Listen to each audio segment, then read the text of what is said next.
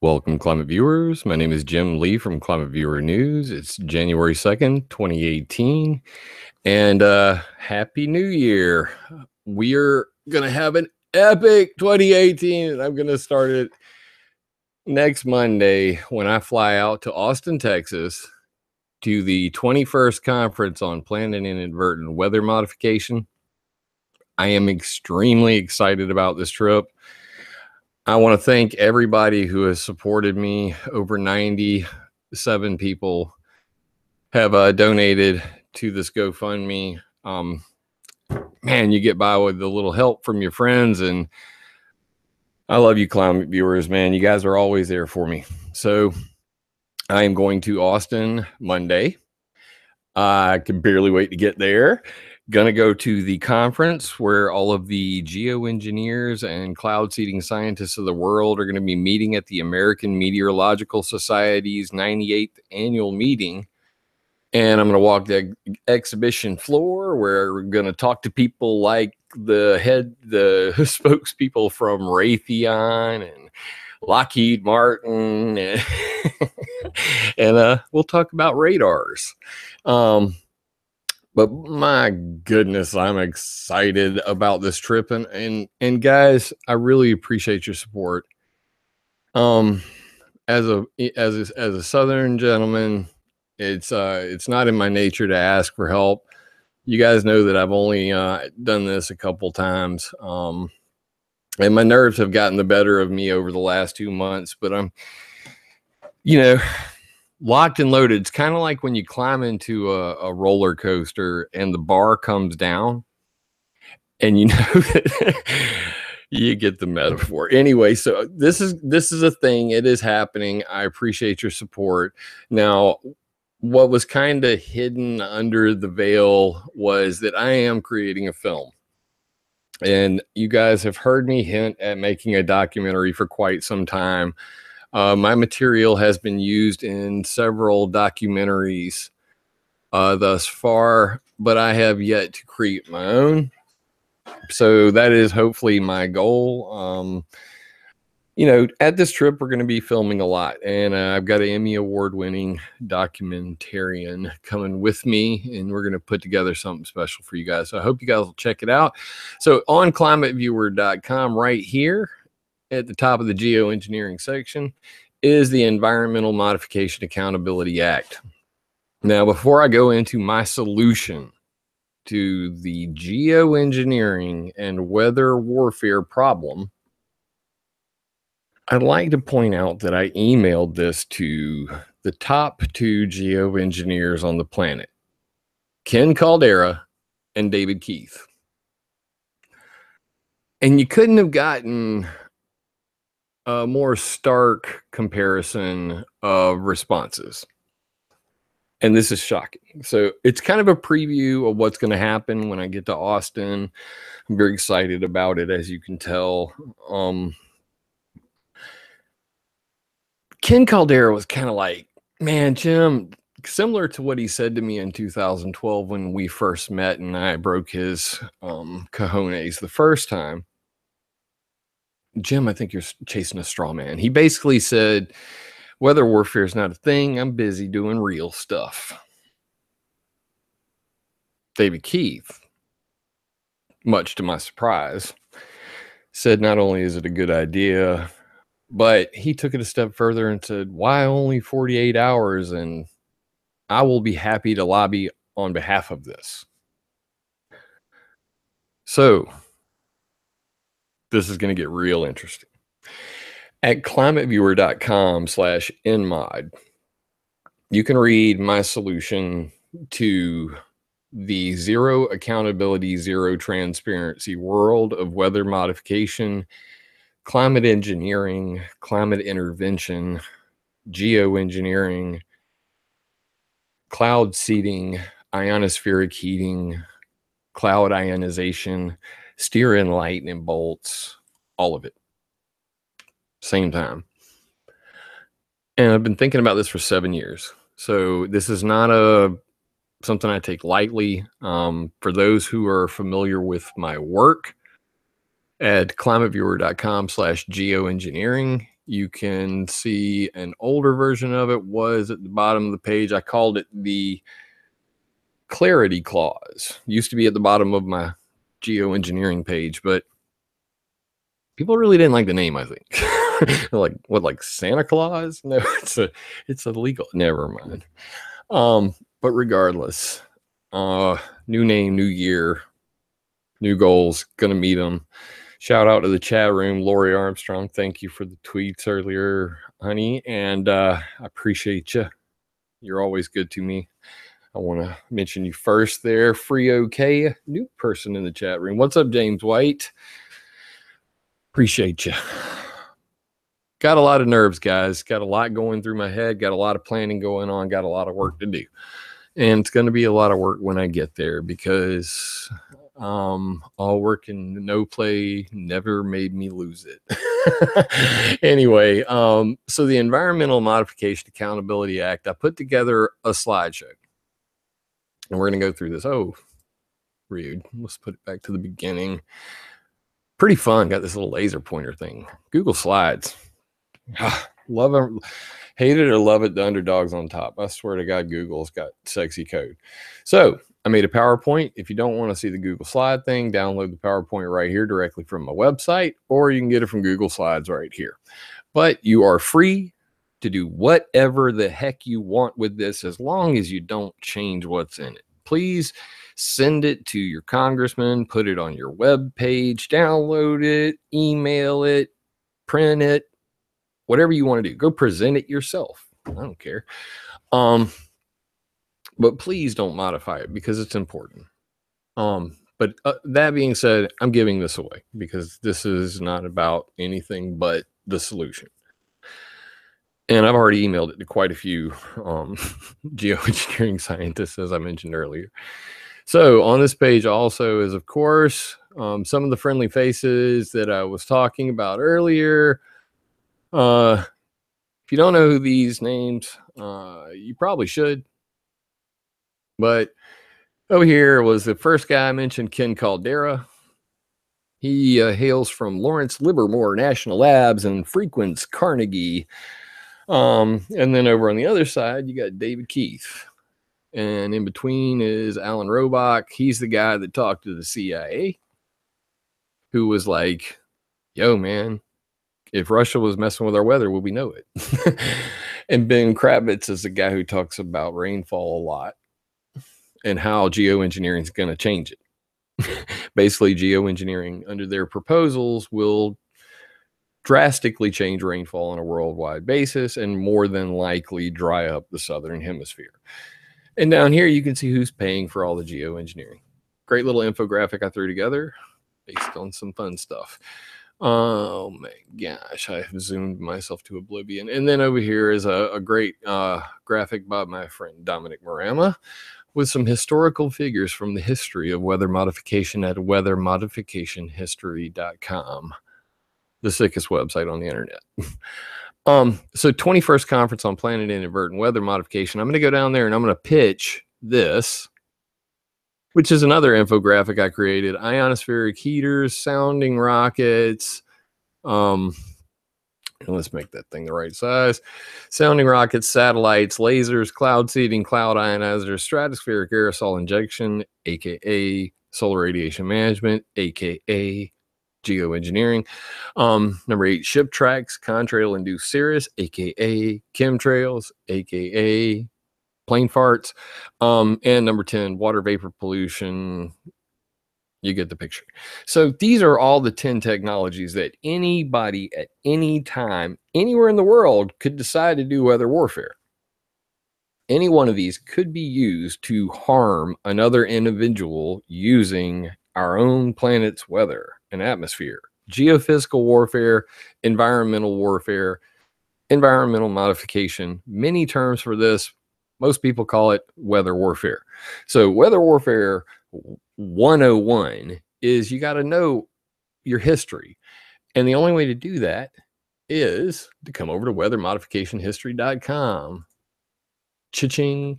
And this, Jewel, I started this website last year, December 2016. I said I was going to make it, and I think I made the website by, maybe January. And then it kind of sat in its form for the year, and then I revamped it just last month. So if you guys haven't been to weathermodificationhistory.com recently, you got to come back and check us out, because there is some beautiful things going on over here, like the world's largest weather modification history news vault. And you just can't get this. This stuff is not available on any other website on the internet, period, let alone all in one place. Ugh, I'm gonna lose an hour if I look at this screen. So anyway, hitting back. Let's get to the presentation, and it is right here.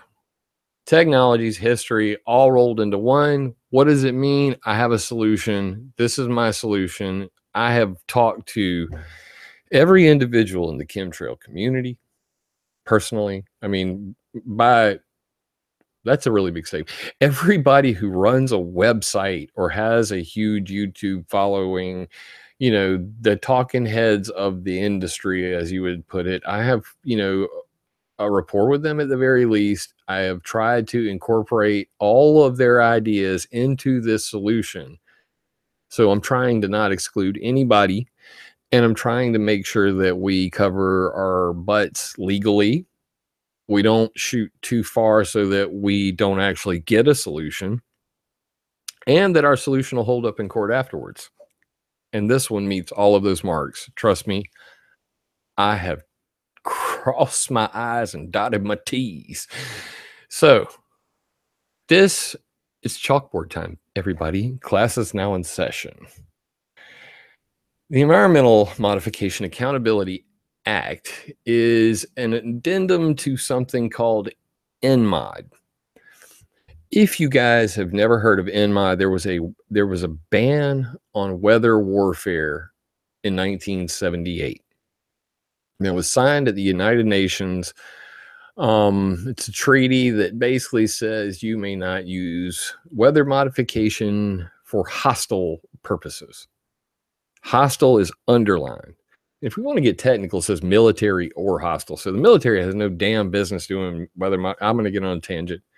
We won't get too legal today. Let's keep it real simple.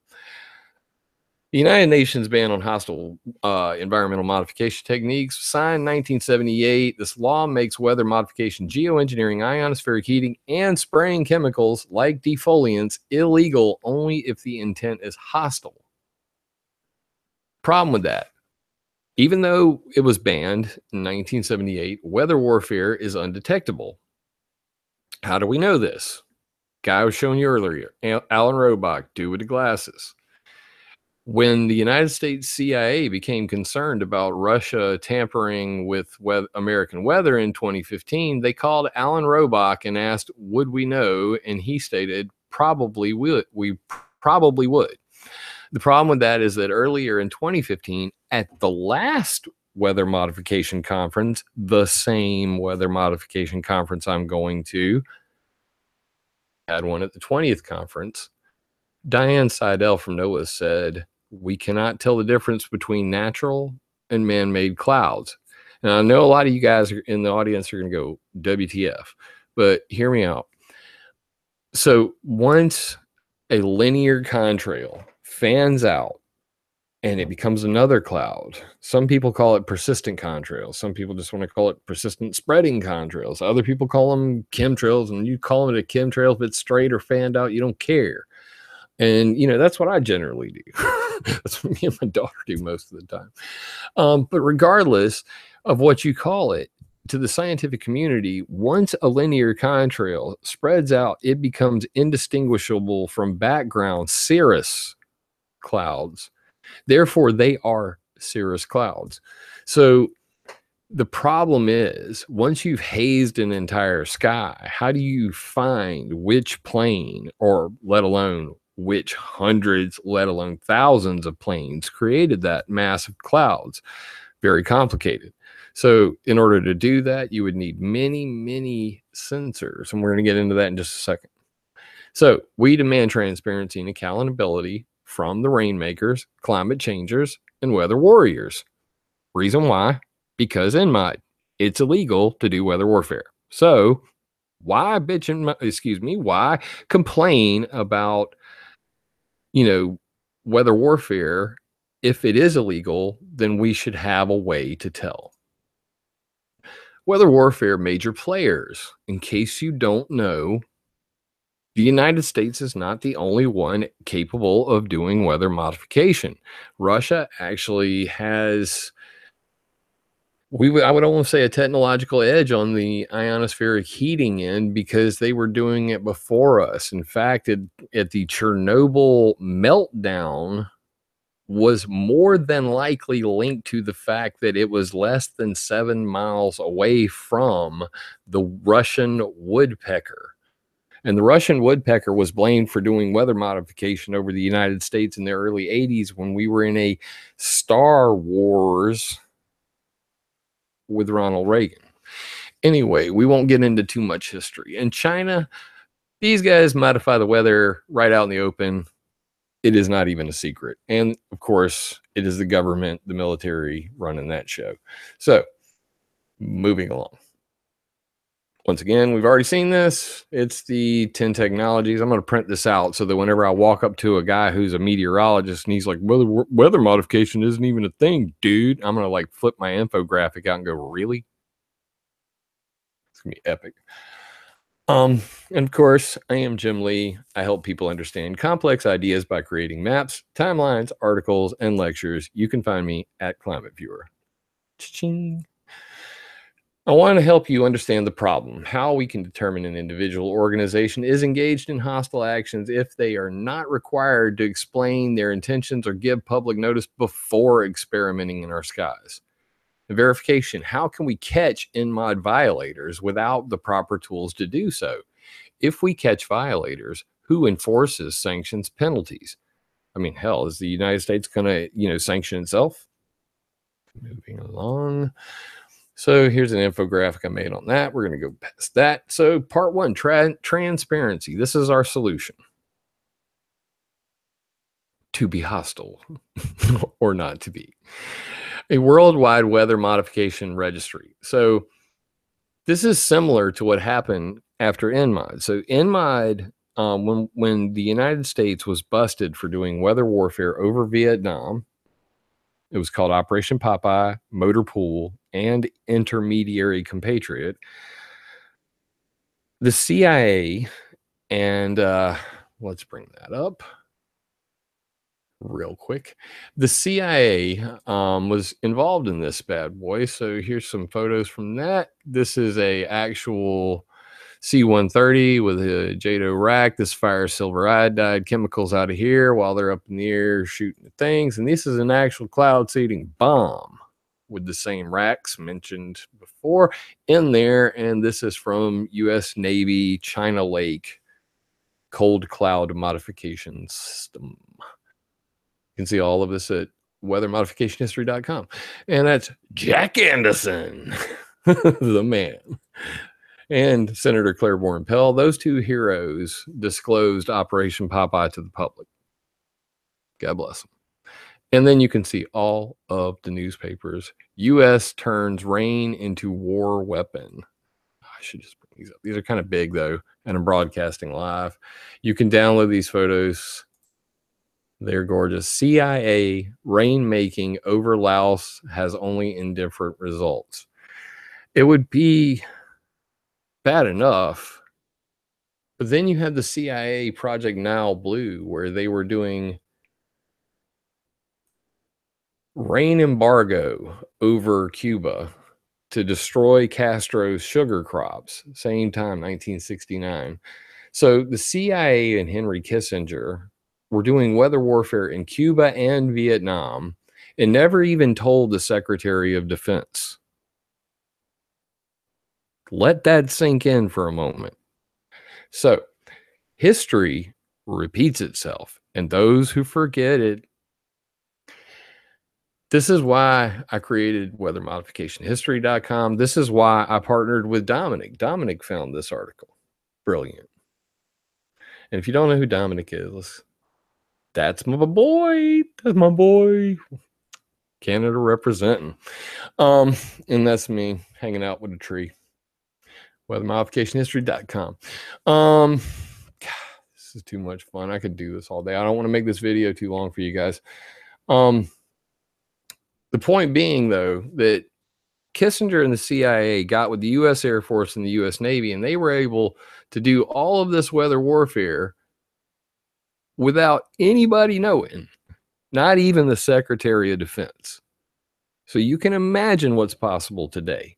And we're seeing what's going on with the FBI and the DOJ, and we know what happened with the IRS and the Fast and the Furious and all the crazy stuff going on today. And then there's climate engineering.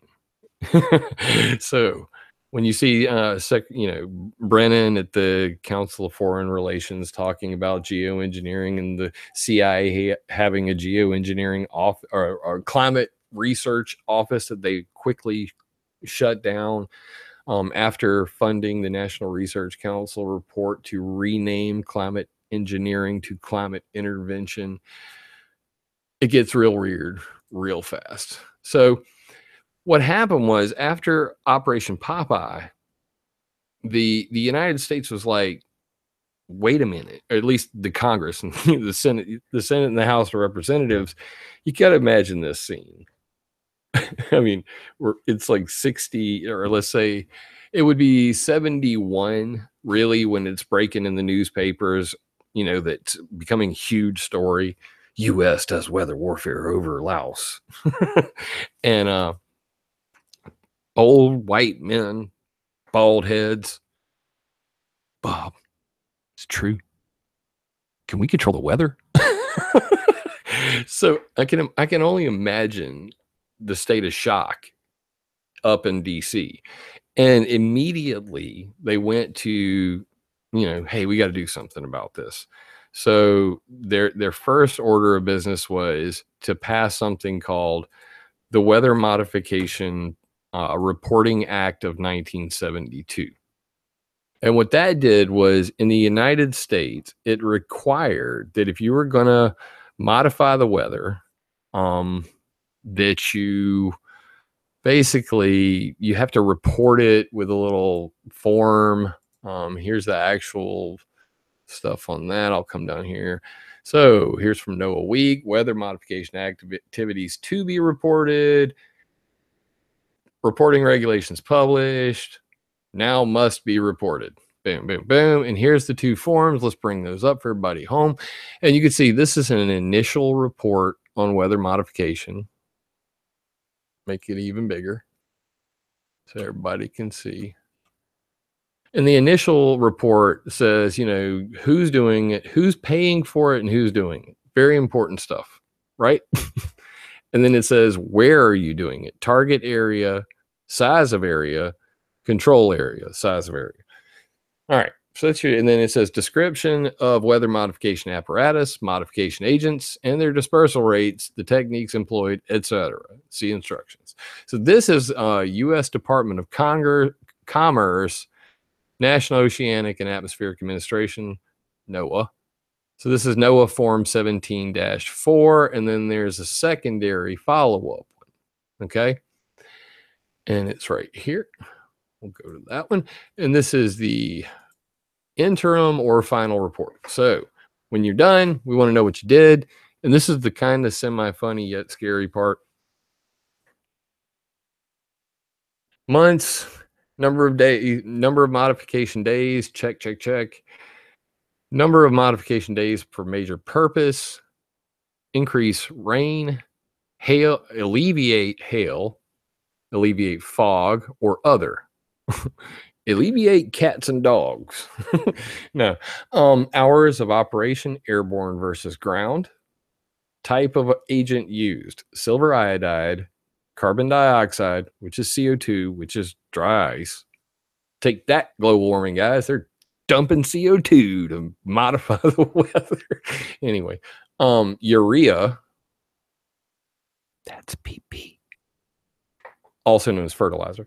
Sodium chloride, that's salt, and other. So just whatever else, like, oh yeah, the Russian Air Force was using concrete to do cloud seeding. Swear to God. So you have to report this stuff because old white dudes were like, you got to be kidding me. People are out there just screwing with the weather. I didn't even know we could do this. Immediately, the government gets in on the game. Yes, you're in. You're in, you're out. It's urea. Oh, gosh. The stuff you find out. This is why I'm fascinated by it, guys. I mean, to me, this is the stuff that really interests me. Some people are into opera, and some people are into books about dragons. I love dragons. I'm personally like Forgotten Realms, but whatever, that's my thing. Shout out to Dritz lovers. So on a tangent. So this Weather Modification Reporting Act of 1972 requires that people report when you screw with the weather in America. Has been in act since 1972. In fact, on ClimateViewer 3D, you can see those reports right here. Scroll down to weather modification, and you can see the NOAA reports for weather modification from 2004, 2005, and so on, etc. And they look like this. I even gave them some pretty icons. So mountains are a snowpack augmentation. When you click on them, they will say things like Grand Mesa Project. This is the information that was put into that form. And I got the stuff from NOAA and put it into it, made a map out of it. Just so everybody's following along. And it says, like square miles, 170. Operator, Water Enhancement Authority. Sponsor, Water Enhancement Authority. Purpose, snowpack augmentation. And then I went and found a link for it, Grand Mesa target areas, and went and created a cloud seeding generator map out of that because I'm such a freaking nerd, man. Look at that. So this is where the actual cloud seeding generators are. And you can actually see them like this. And then you can, I could even turn the mouse. I could get lost in this part. So much fun. So then there's the mountains. Boom. Beautiful. Oh, are you gonna clamp or not? Quit moving. You're gonna make me mad. So anyway, so they put them on the western side of mountains so that their silver iodide plumes go up here. This is where they're planning on making snow. Pretty interesting stuff. And this happens all over the West Coast, but we don't know what the downwind effects of this are until we really start to look at it on a global scale. And that's what climateviewer.org is for. So old white dudes, report cards happen, but only in America. And that's the problem with the current situation is weather modification is a global industry. And that is an understatement. I'm not going to get lost on that either. I'm going to close that and go back to this. So a worldwide weather modification registry is similar to the Weather Modification Reporting Act of 1972 in that it would require everybody worldwide, no matter what. If you're gonna screw with the weather, I know that we're not going to be able to make this illegal, but if you're gonna screw with the weather, you must tell us at least 48 hours before you do it. And it must be available on a public website so everybody knows same time, worldwide. David Key said, hey, why just 48 hours? And I've got a lot of people who've responded that way. I agree, but I'm gonna remind you that Obama tried to regulate the coal industry, and when it hit the Supreme Court, all that got erased. And the reason why? It was onerous. Look it up. So, meeting in the middle, trying to get something instead of winding up with nothing. 48 hours is a good goalpost to start with. It's 2 days before they can start sprinkling their little chemicals and everything that lets you and us know, hey, they're going to modify the weather in this location. And when a tornado whips out the sky, at least you knew in advance. That is something that nobody has today. That is what accountability is about. And I think that this is a good start.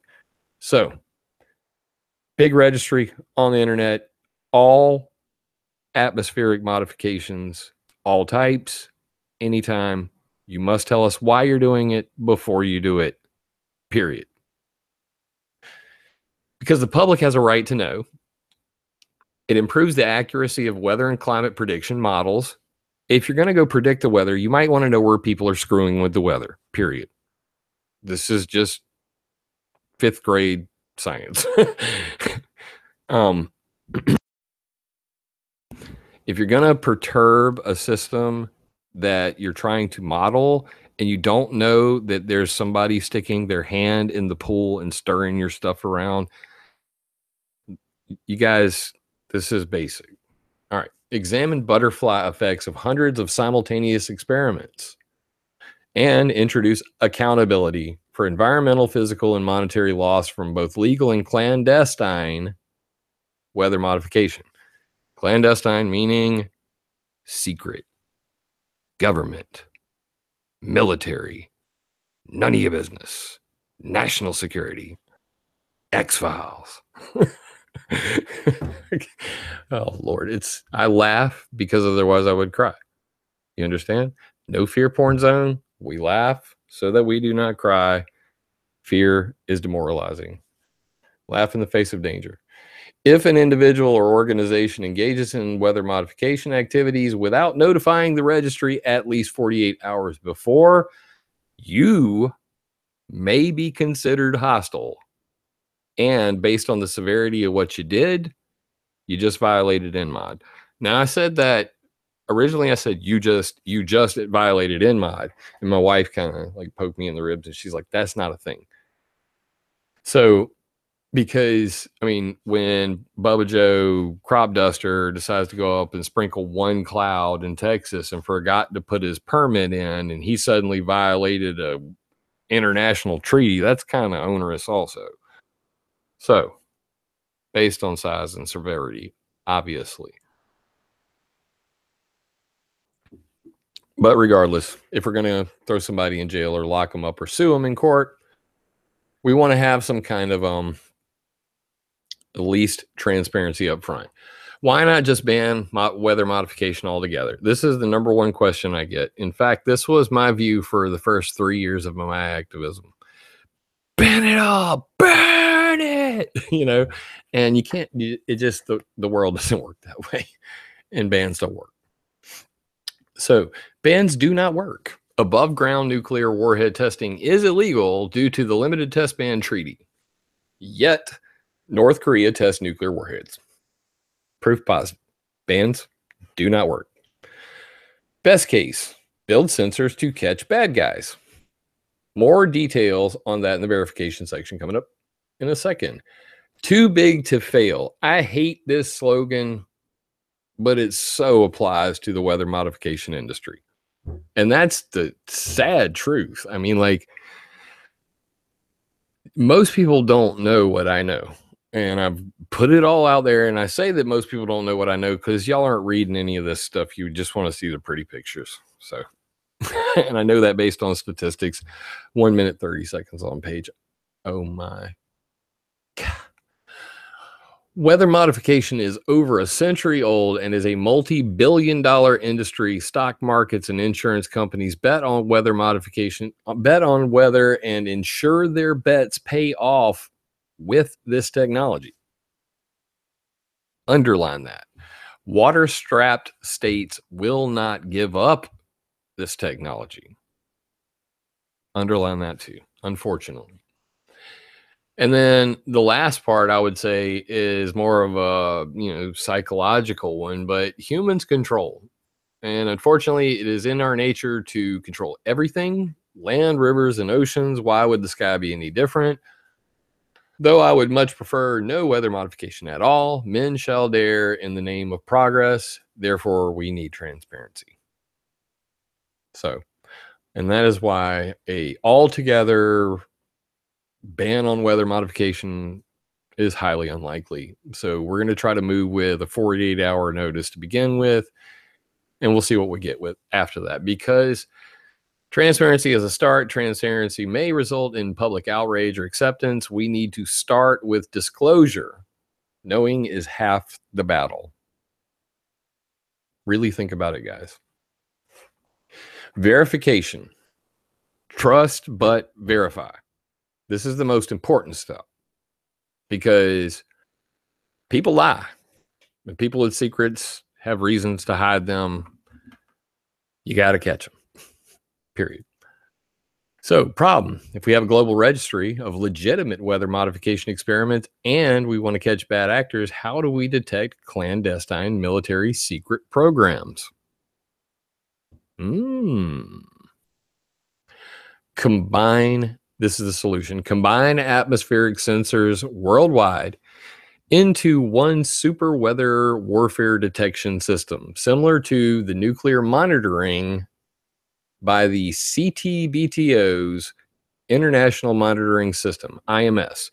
So the Comprehensive Test Ban Treaty Organization is a group that verifies the Limited Test Ban Treaty.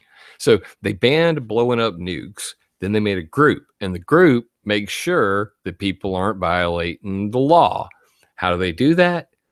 They built a sensor network worldwide of infrasound recorders, seismic monitors, satellites, and they all listen for the distinct vibrations of exploding nuclear bombs. And they can triangulate them just like those guys do in the movies with the 3 cell phone towers. It's here. They use interferometry to test the differences in the sounds and what the delay of each one is. Oh, North Korea's at it again. That's a nuke. Boom. We know. So that's why verification is important. And the only way to get it in today's modern society on a global scale is with sensors. Why do we not have these for weather warfare? Why do we not have, I've seen so many people taking photos of the sky and posting them on Facebook, on Twitter, on maps designed for capturing chemtrails on a worldwide scale. I have a map. I know 5 dudes who have a map. We are sensors. We ourselves are sensors. We are holding sensors. We have cameras with magnetometers and all kinds of stuff. There's a lot we can do with what we already have, but we need more.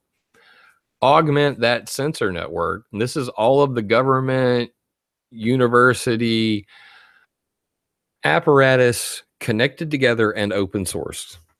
And then we double that by making a citizen powered network.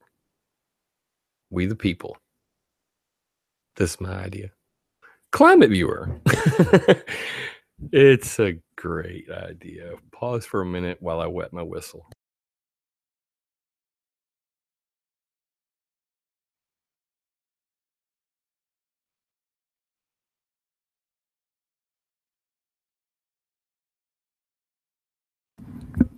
So ClimateViewer is the citizen-powered Earth-observing sensor network in your backyard.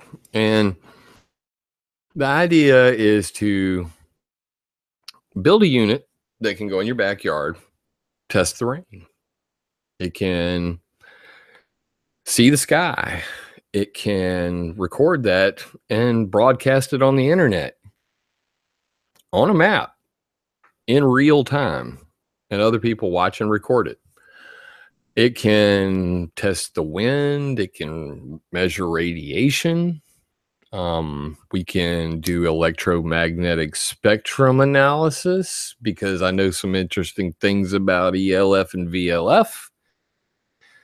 And I think that if we had a unit that did a lot of those things all in one thing, and if it wasn't too expensive and my homeboys could get a couple of these, that we could spread them around the country, let alone the world. And the next time a Fukushima happens and they decide to turn the radiation network off, they can't turn our network off. That's my solution. The citizen power network in your backyard. I'm going to try to build an initial version. but it's basically a decentralized Internet of Things network.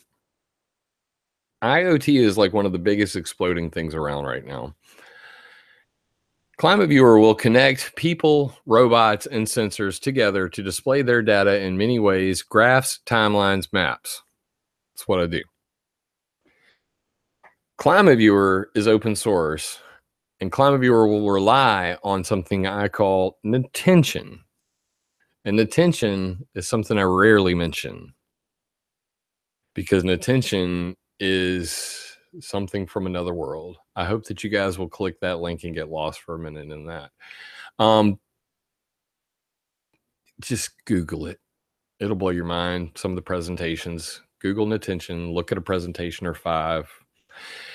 But basically, it connects all of these things together. It's a way for us. We have a geotemporal spatial database that allows us to store variables in 4 dimensions and manipulate them and view them in multiple ways, like graphs, timelines, maps, Facebook style, Twitter style. It's my secret passion. It's what I do at night when nobody's watching. I move dots. Love dots. How many dots? 15.4 billion connected IoT devices in 2015. That is things like, that's like your refrigerator. I mean, like coffee pots and televisions and, man, just all kinds of crazy stuff connected to the internet already. And these have lots of sensors already. A good example, webcams. There's so many webcams streaming on the internet already.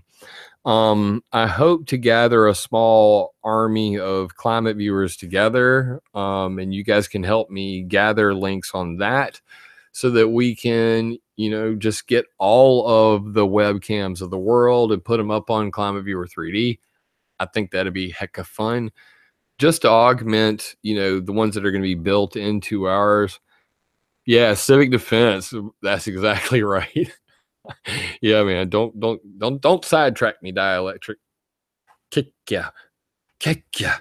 So yeah, so this is like, Victory Gardens meets civil defense.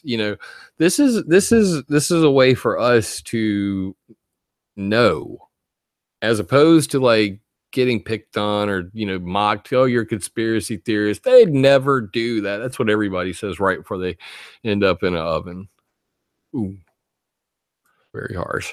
Live streaming atmospheric data. And this is just a sample of, like what a data readout might look like from a climate viewer, a unit in your backyard, on top of your roof, wherever you choose. I personally hope to be in a schoolie in the next year or 2, 3. I hope it isn't 3. God.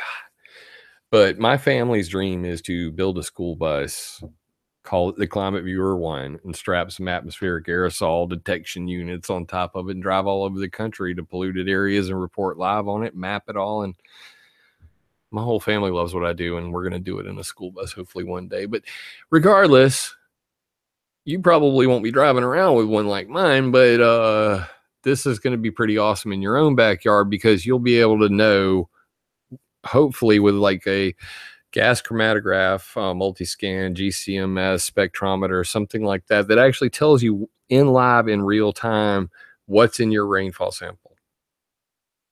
Fills up a cup, end of the day, takes a sample, dumps the cup automatically. Pretty cool. Things like that. This shouldn't be too hard to build.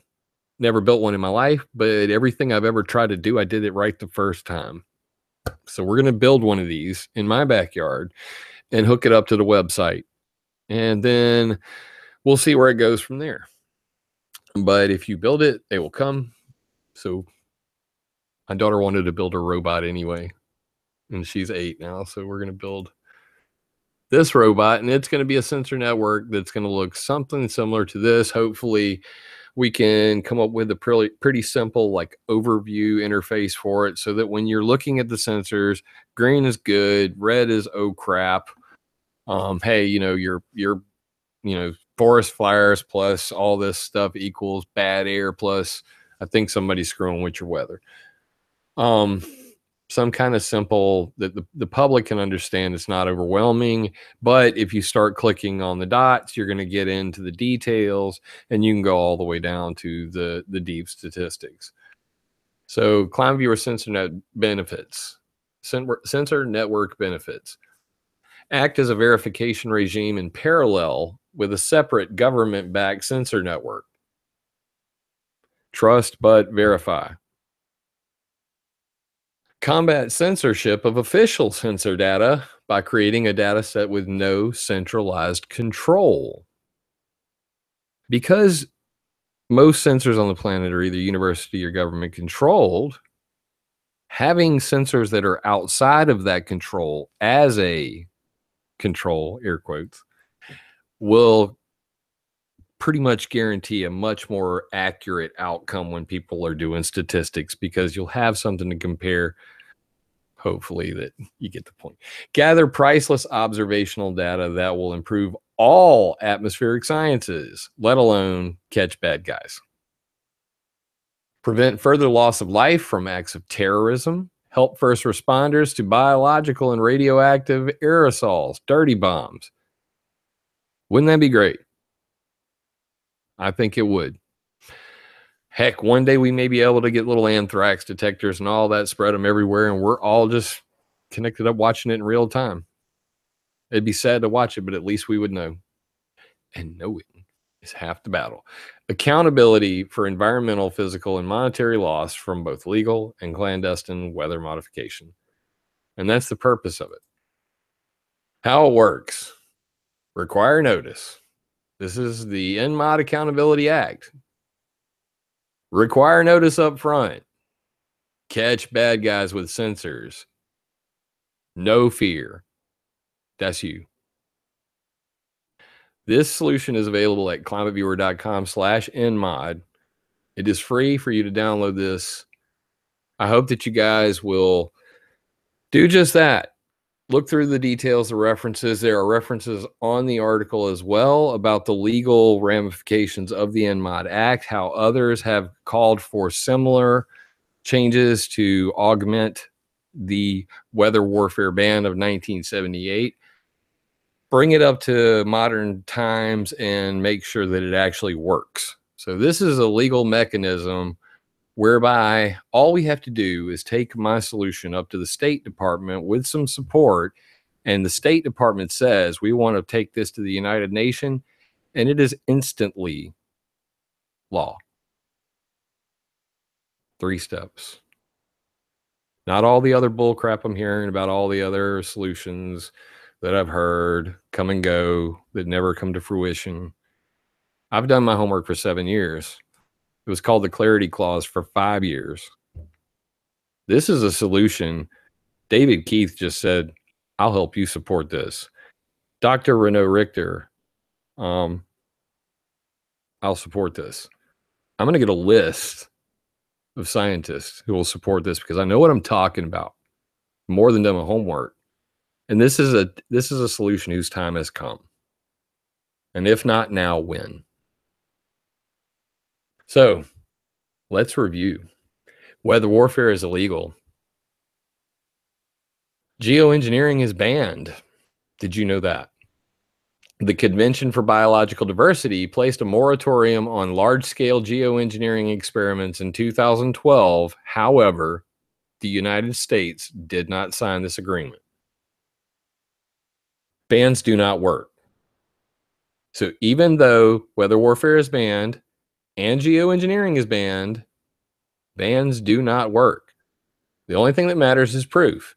Knowing is half the battle. The rest can usually be settled in court. We have the technology. Let's see the evidence. We need to know that storms are not man-made. Period. 48-hour public notice. This is a monumental change to the disclosure of atmospheric experimentation and will create accountability for cloud seeders and geoengineers alike. ClimateViewer Sensor Network, combining every publicly available IoT sensor and creating our own specialized local climate viewer for your backyard to track flights, boats, watch your sky, and verify who's controlling your weather. Amendment to NMOD. The Environmental Modification Accountability Act is a draft legislation and is intended to be written into law and enforced because it is necessary for the safety of humanity. And unless someone like you cares a whole awful lot, nothing's going to get better. It's not. I hope you guys will all support this solution. I put my heart and soul in multiple thousands of hours of research into this. I am going to this weather modification conference next Monday. I hope that you will also pray for me. I have a nervous disorder, Graves' disease. I get very nervous very easily, which is why I kind of just do this at night and from my home, and you don't see my face a lot because this is kind of out of my, realm of comfort. But, if you want something done right, you got to do it yourself. I tried for years to get other people to use my research, and they did. They just didn't tell anybody it was mine. And then they kind of twisted it. So now we're going to do it the right way. I'm going to do it myself, but I'm going to do it with a lot of help from my friends. So you guys, I really appreciate you supporting my work so far. It's been a heck of a ride this last 7 years, and 2018 is just getting started. This solution, I'm going to take it to the geoengineers. I hope to film this so that we can show not only my journey to where I'm at, how I came to all this information, how we took it to the geoengineers and scientists at the AMS, what their responses were. All of these things, they need to be out in the open. So I'm starting with transparency by going there to the scientists going, I know what you did last summer. I have it all memorized. There's well over 300 entries. At one time there were well over 1,000 entries on my timeline. It's whittled down to only about 300, but regardless, I remember everything I read. At least I'd say I remember 80% of what I read. Sometimes, you got to go back and refresh it. But regardless, I want to go there with all this information, in a gentlemanly way and say, enough is enough. We're gonna have this discussion. I have a solution. I hope you will support it. If not now, when? And if you have a problem with this solution, I want to hear your input. Why would you be against transparency? Why would you be against more sensors? Technocrats love sensors. Climate scientists love sensors. I mean, there are scientists out there who go to sleep dreaming about sensors. I personally love sensors, just not the ones that are like listening to me in my bedroom, unless I choose. So more sensors, good thing for all sides, as long as it's to make sure that people are, not screwing with the weather. That'd be great. And we can have a citizen-powered backup, network that keeps the other network honest. That's the point of it. Surveillance, surveillance. Look it up. And I hope you guys will support me. Trips up here, GoFundMe.com/weather-control-conference-2018, or just go to ClimateViewer.com at the top of the page. Link right there. It's also at the bottom of the page.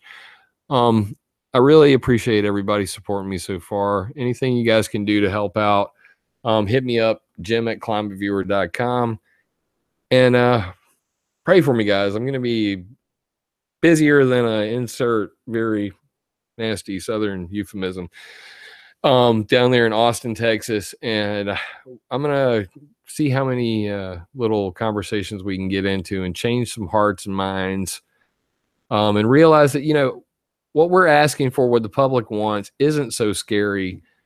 And if you guys will take a step with us by agreeing to being transparent and helping us build a sensor network that lets people sleep at night, knowing that nobody screwed with this hurricane. Both sensor networks agree. Man, wouldn't that be great? So that's my solution, and I'm sticking to it. And with support from you guys, I'm going to I hope to make a very good film that fleshes this out in a way that people who are either unaccustomed, uninformed, or have been turned off previously by discussions about weather modification, geoengineering, that they can watch this film, realize that A, this is real, B, it matters to you because it affects us all, and C, a solution is in sight.